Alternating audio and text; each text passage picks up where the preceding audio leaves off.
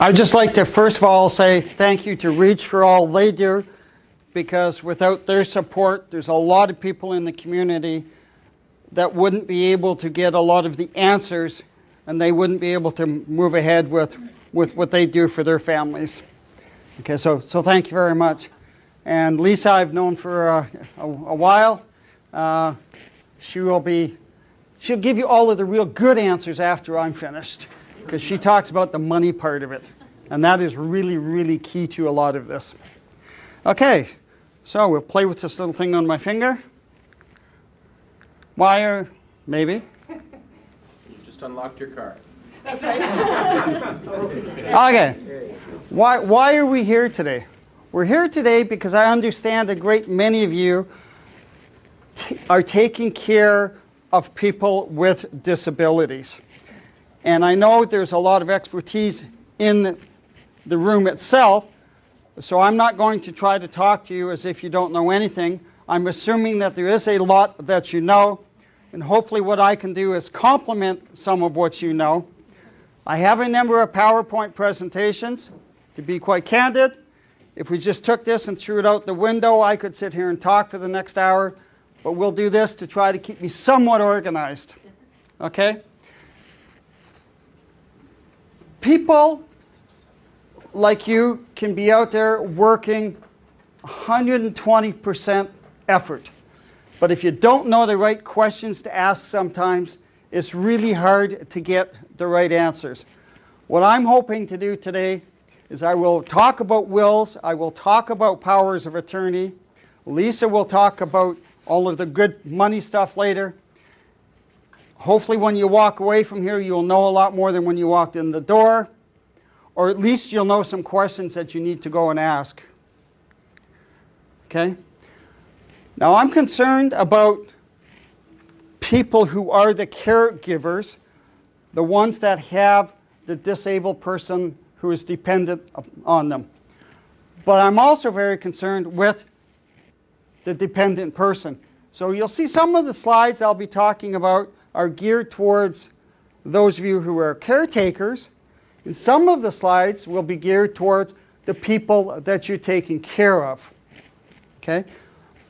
I have no problem any point in time you want to ask a question, just throw up your hand and we'll take questions as we go along, unless we get to a point where I figure, uh-oh, I'm not going to get finished.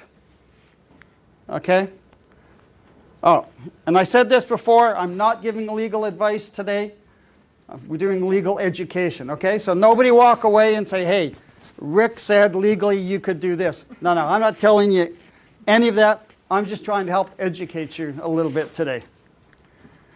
So why are we here today? Wills, powers of attorney. Why do you need them? And what are some of the consequences if you don't have them?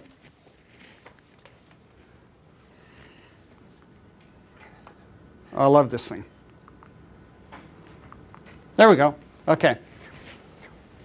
One of the issues, though, before I actually get into wills and powers of attorney, is to talk about mental competency for a minute. You can't do up a will or you can't do up a power of attorney unless you are deemed to be mentally competent. The problem that we have is mental competency is extremely hard to define and is consistently changing. You can have people who are mentally competent in some areas, but not mentally competent in other areas. The example that I like to give is you could be mentally competent to get married, but deemed at the same time not mentally competent to make a will. So the standards are different. It's a lower standard to get married for the rest of your life than it is to make up a will. Okay? The reason... go ahead. Where does it define what the standards are? Where does it define where the standards are? If you find it, you let me know. Okay. It's common law, right? It's common law, but it changes, and it depends on who the judge is, and it depends how he feels that day. Sometimes a judge will rule one way, and the next day, because you used a comma instead of a semicolon, he'll say it's not the same thing, and you'll get a different ruling on it. And that's why I say it is so difficult. So who does it? Who determines mental competency? Okay?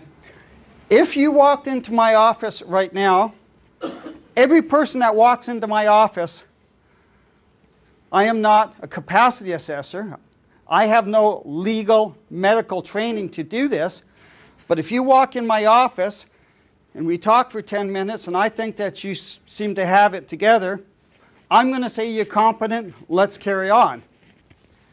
If you come in with your brother, your daughter, your son, whoever, and you say to me, my son would like a will, I would basically ask you to please leave the room for a few minutes, and I would talk to your son for 10 or 15 minutes. If I think he is competent, we'll carry on. If I think no way, absolutely no way, I'll tell you, in my opinion, no way.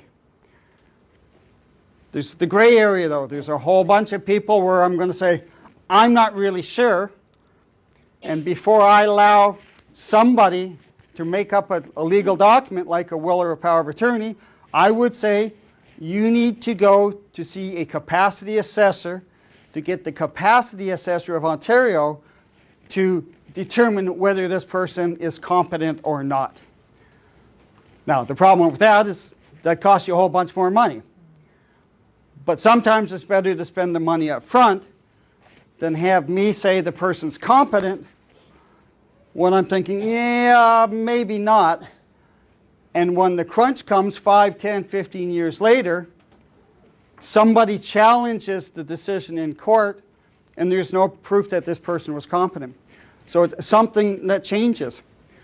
I also had an individual in a couple of weeks ago.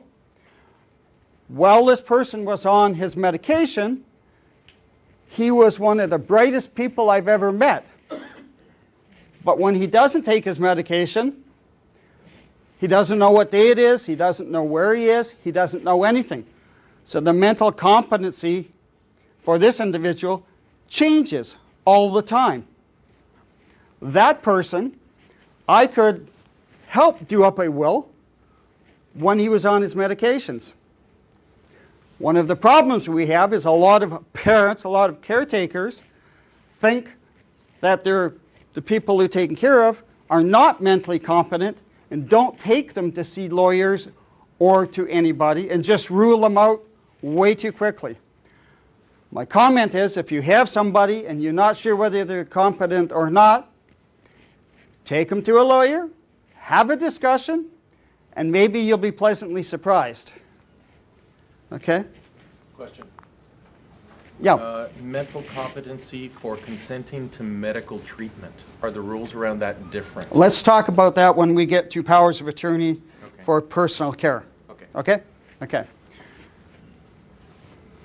We have wills and we have powers of attorney. If you know the difference, then this is really boring stuff. But if you don't know the difference, you don't know the difference. I have people tell me they don't need a will because they have a power of attorney. I have people tell me they don't need a power of attorney because they have a will. And I'm just going to say, stop right now. A power of attorney is valid. It's a legal document that gives somebody power to do something while you are alive. The day you die, you may as well take that power of attorney and throw it in the garbage. Okay? The will doesn't take effect until the person dies. So when I have people come in and say, well, I don't need a power of attorney, the executor in the will is going to take care of that. It's like, no, the executor can't do anything until the person dies. That doesn't mean they shouldn't get involved before that, but just to make sure that we're quite clear, powers of attorney while you're alive, wills when you're not alive, and they don't cross. Does that make sense? Are these two documents two separate, or can they be one document? Good question. Very distinct documents. In fact, we talk about 3 documents. One is the will. For after you die, while you're alive, we have powers of attorney. And there are 2 types of powers of attorney. One is for property.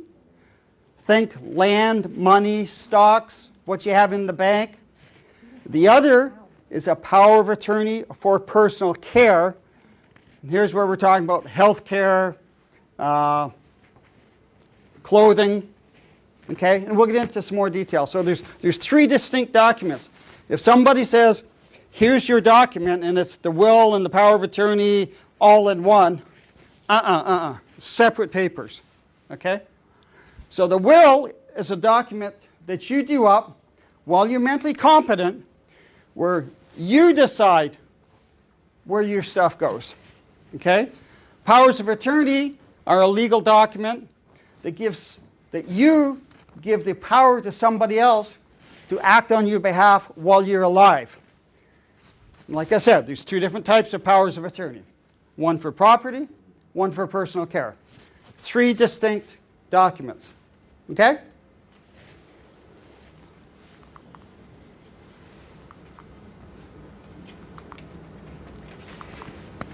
Oh, come on. Okay. So why have a will? You want to have a will so that when you die, what you want to happen happens. Okay? Lots of times what we see are Mr. and Mrs. Jones are spending so much time as caretakers for their daughter, son, whoever, who has a mental issue, that they say, well, we'll get to the will later, or I don't even care about the will. Somebody else can take care of that later. Okay? The problem with that is if you die without a will, then there are different rules on who gets what. And I'll give you one simple example, as if you died, I'm sorry, I've already killed you off once, haven't I? If you should die tomorrow, and you have 3 children, and no partner, no spouse, then it's actually relatively easy, because if you die without a will, everything goes to your spouse. If you don't have a spouse, it goes to your children. If you don't have children, it goes to your parents. If you don't have parents, etc., etc. You get the picture. There is an order. The problem is, if you have somebody who has a mental incapacity that you're taking care of, let's assume for a minute she has 3 children. 2 are very, very with it and are doing extremely well, and 1 who has some problems.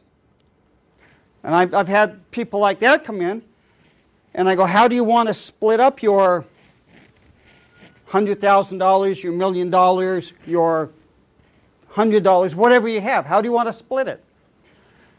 And this gentleman said to me, I want to split it so that the person who has the mental capacity problems gets about 80% of it, and give the other 20% to the 2 who are doing very well and don't need it. And if you do up the will properly, that's exactly how it's going to end up. If you die without a will, it gets split 3 ways. Now, some parents say to me, well, that's okay. My kids are all good kids. They will make sure they take care of their brother. Don't believe it. There are more problems with siblings fighting over money. Sometimes it's because people are greedy. Sometimes it's not. Sometimes it may be, I have 3 brothers. Some of my stories, I'll tell you I have 3 brothers or 4 brothers or something. It's not true, but it's to make the point. So I have 3 brothers, and they're all really good guys. The only problem is, one of them is married to the witch, and I want to split it 3 ways, but she wants it all. Okay, so my brother's a good guy, but his wife's going to give him a real hard time. Now, assume you have 3 brothers, and one of them has mental issues. If I don't make up the will directing what he's going to get, and I split it 3 ways, figuring the other 2 will help, maybe they will and maybe they won't. Okay? So my whole issue on wills is you want to have them done, A, while you're mentally competent, and you want to distribute it in the manner you want to distribute it. You determine who gets it, when, where, and how. Okay? It allows you to divide the assets how you want to. So in my case, I want to make sure my brother who has mental issues gets 80% of it. It doesn't go to other people, and I'm hoping after I die that they'll be as nice as I am. Okay? You can reduce time delays. If you don't have a will, it takes much, much longer to get the process going. It takes stress off those left behind. Boy, it is so much easier when people come in and they say, Dad said 25%, 25%, 50% between 3 kids. They don't fight. It's there. It's black and white. If you don't put it black and white, then they've got to sort it out. And that can become very, very stressful. And it also allows you to make up for special circumstances. So if you have a child with a disability, maybe you want to set up some kind of a trust fund. I'm sorry, did you have a question? Here it is. Okay. Henson trusts are trusts that we set up. They've been around for about 30 years now, where we dictate money going to a specific individual who has some sort of disability. And Lisa will get into some more of the money issue later, so I'm going to just touch sort of at the very high level. If you set up, okay. Is that the only way to designate money for a disabled individual? No, it is not. There are many, many, many different ways, and we'll, depending on time, we can talk about that later, okay? Okay? But the Henson Trust is probably the most common way of passing money down, because a lot of the people who have mental disabilities get ODSP, the Ontario Disability Funding. And if you set up a Henson Trust, you can protect the ODSP payments. Okay? So a lot of people come into the office saying they want a Henson Trust set up. They want a Henson Trust set up because they've heard this, and friends have told them this is the best thing going. Yeah, but you need to be careful in a bit. Okay? When you write up the will, you have to write up the will very carefully with the Henson Trust. Or at the end of the day, you end up with what you think is a Henson Trust, a will and a Henson Trust, and you don't have it. And now, who knows what the court's going to decide. Because you have to make sure that the trustee has absolute discretion. Okay? If you put in your will, I'm giving this gentleman to be the trustee, and once a month you'll do maintenance. 3 times a year you'll put money into a library fund. Every winter you'll pay for hockey for my son. He doesn't have absolute discretion anymore. Now he's being told what to do. It's not a Henson Trust. The whole thing falls apart. So Henson Trust, if somebody tells you go get one, the question really should be to the lawyers, do you know about Henson Trust? He or she, the lawyer, will go through a process with you, and you'll determine whether this is really what you want. You have to be careful that in your will, you don't say, okay, trustee set up for beneficiary, and then what you do is you split everything 3 ways, and she gets 1/3 of it right off the bat, and then you say, okay, you're going to be the trustee to take care of the money we gave to her. No, doesn't work that way. Okay? And I will go into more detail with those who want it later. We're just saying you have to be very, very careful that there's absolute discretion, that you don't vest, you don't give the money to the disabled person directly. And there are some other issues.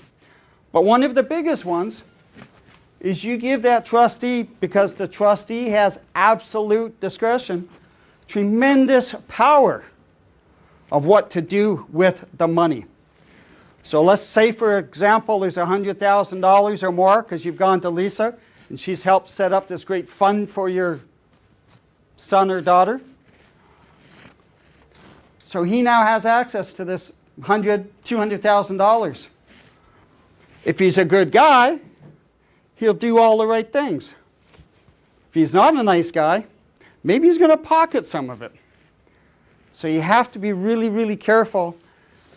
And there are other ways to take care of it. There are other trusts you can do depending on how much money is involved. The advantage of the Henson Trust is you don't lose the ODSP money, but at the same time, that may not be the only factor that you want to consider. Okay? I have a question. Okay. For the number 2, if you could go back, I don't know. Okay. Okay. When you say you cannot have the assets to the beneficiary. So the example is there's 3 kids, Yes. A, B, and C. Yeah. C is a developmentally handicapped. So that's what the Henson Trust is. Yeah. But you cannot make B or A as a No, what I can't do is, if there are the 3 children, yeah. is I can't say, let's say you're the one with the disability. Okay. I can't say you get a third, your brother gets a third, and your sister gets a third, Right.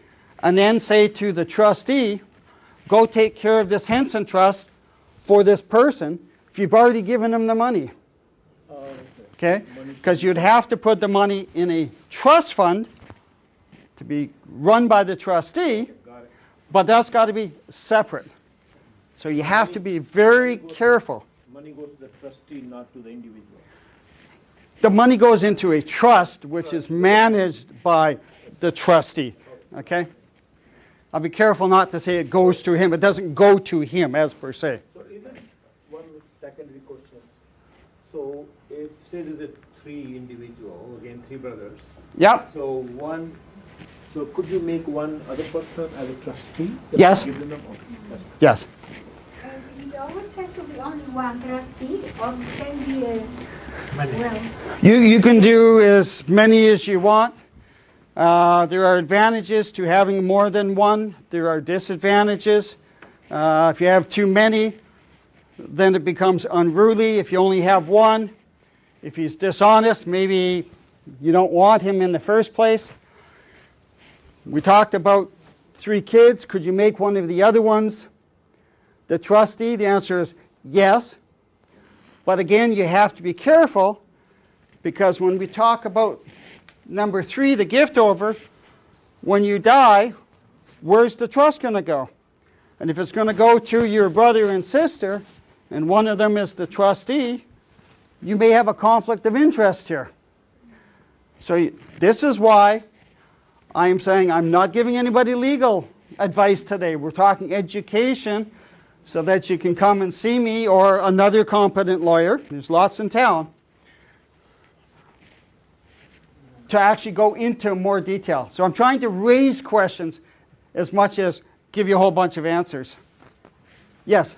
Is there, if you don't want to use family, just to keep things neutral, Yes? and you want to use somebody that might be appointed by the courts, is that possible? If you don't appoint anybody, courts can get involved and appoint somebody. You are much better to find somebody before you get the court involved to appoint somebody. Why is that? Takes more time, takes more money. The court may appoint Bank X, who charges rates this much. Okay? A lot of people. The trust, yes. Okay. A lot of people will go to the bigger financial institutes. And if your estate, if the trust is big enough, maybe it makes sense. But they do take a big chunk out of it. So if your estate's only this big, you don't want to give a whole bunch of it to Bank X. If you're this big, then it makes sense. Where's the line? That's an individual call. Lisa? Oh, okay, gotcha, thank you. Okay, yeah, okay. So what if you don't have a will? Well, somebody else is going to make a whole bunch of decisions for you. It may not be the most efficient use of distributing the assets. It's going to be conflict, and it's certainly going to cost you a lot more money. I had a lady not very long ago. She was in her late 80s. She had a will, 2 thumbs up. She didn't want to do a power of attorney. She then became mentally incompetent. Her 65-year-old son, who was the sole beneficiary of all of it, couldn't do anything. So we had to go and apply to have him named as the guardian.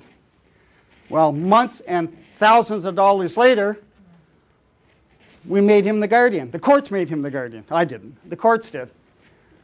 It could have been done so much easier with a power of attorney for a couple $100. Okay? I'm not talking about the will of the person under care. And we're not going to spend much time on this. I just bring this back again because some people who are deemed to be mentally incompetent by the caretaker, you have to be careful. Because as I said before, mental competency comes and it goes. Okay? Some people who are mentally incompetent are extremely sensitive and much more aware than we give them credit sometimes for. And I think we have to be careful to try to respect that. Can I ask a question? Yes.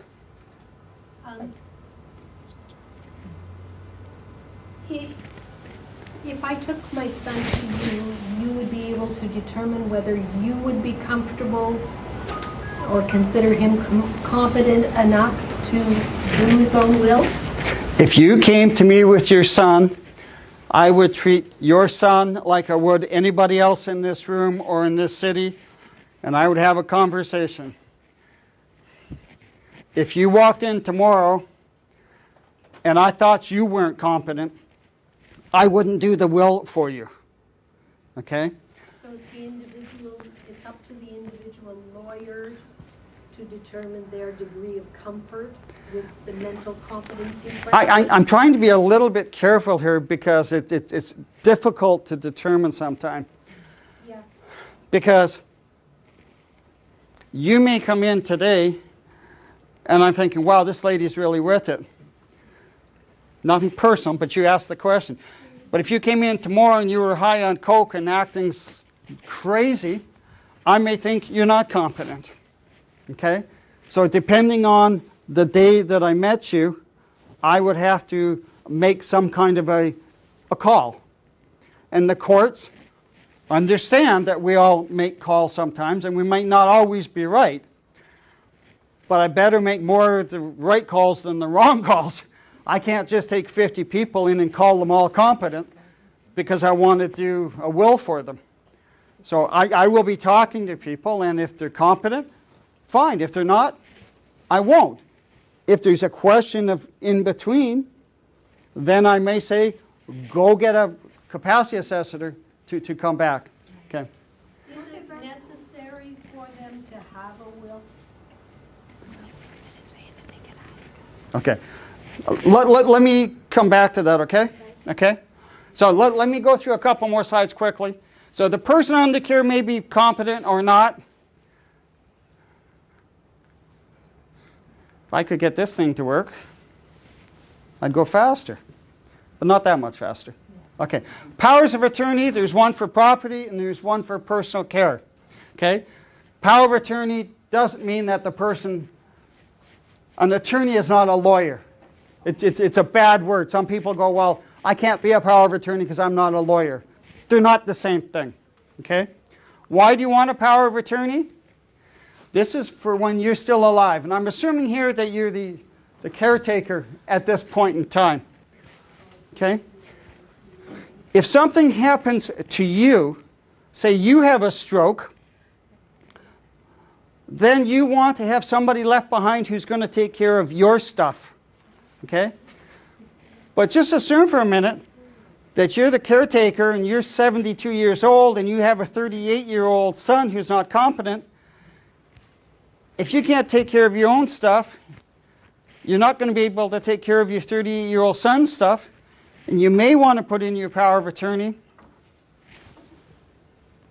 to have that power of attorney then taking over what you're doing, so you can help guide the process, okay?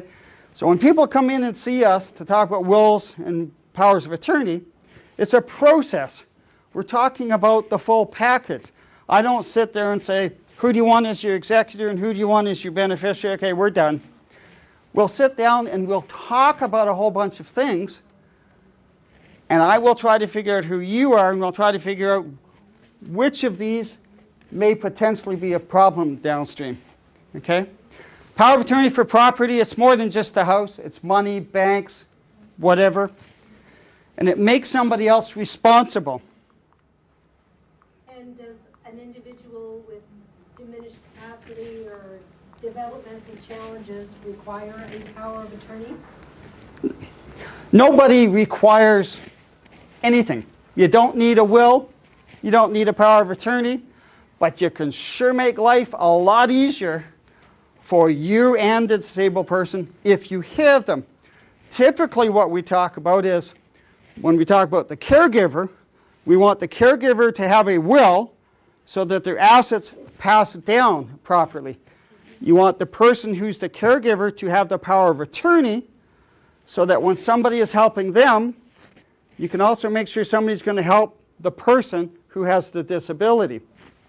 The person with the disability themselves, if at all possible, you want them to make out wills and powers of attorney, so that they feel they're part of the process, so that they feel some independence as opposed to being shoved in the corner.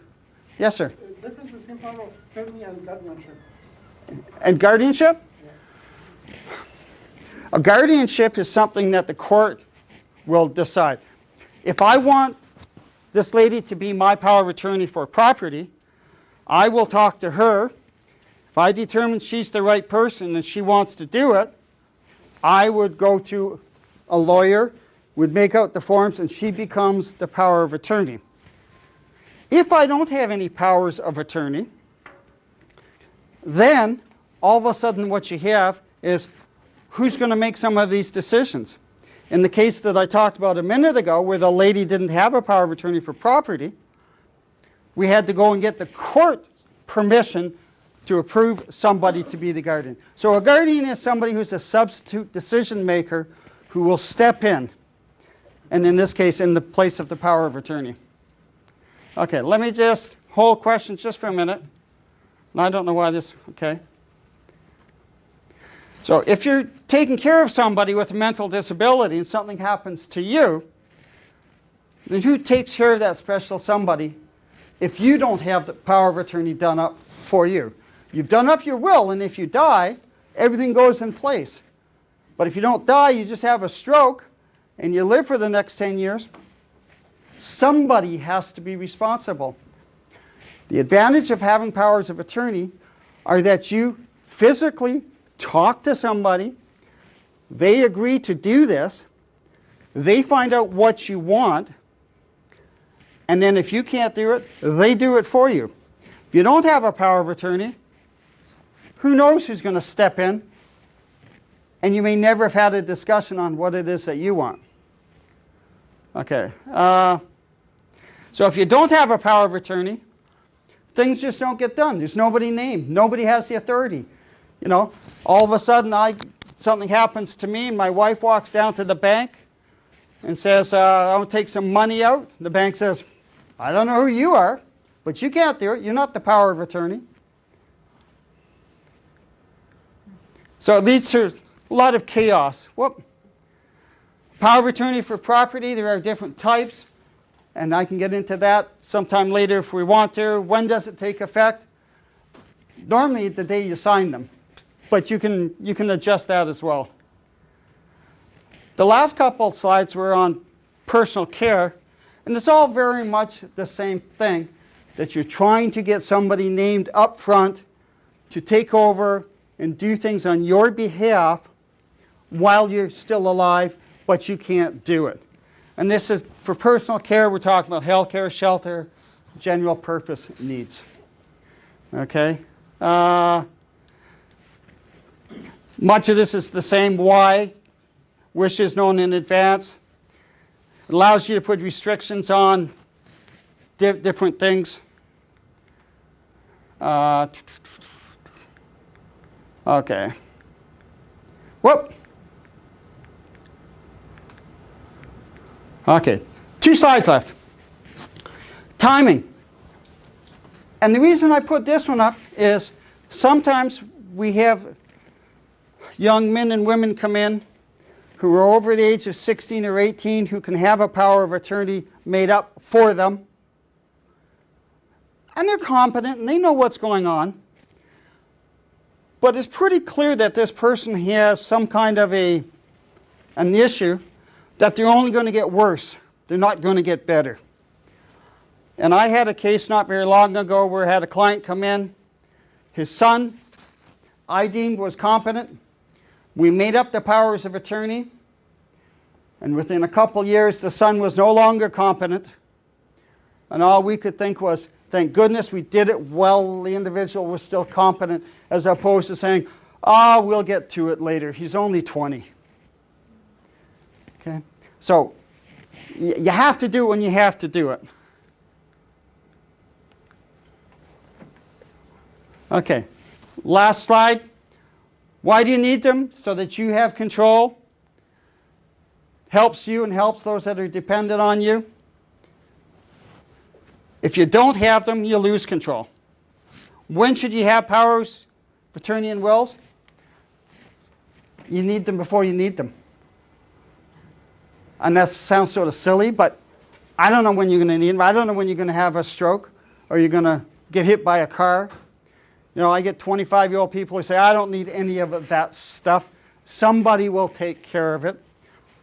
And you know what? If you never have a will and you never have a power of attorney, life will carry on. Somebody will sort it out. But chances are, with a lot more stress, a lot more heartache, and a lot higher cost. Last slide. Who do you talk to? Talk to somebody you trust. Okay? Because when you come to see a lawyer, my gosh, you better have a working communication with the person or you're in trouble. I gave most of you an envelope. At the back of that envelope, there's other information in there, but there's also my how to communicate with me.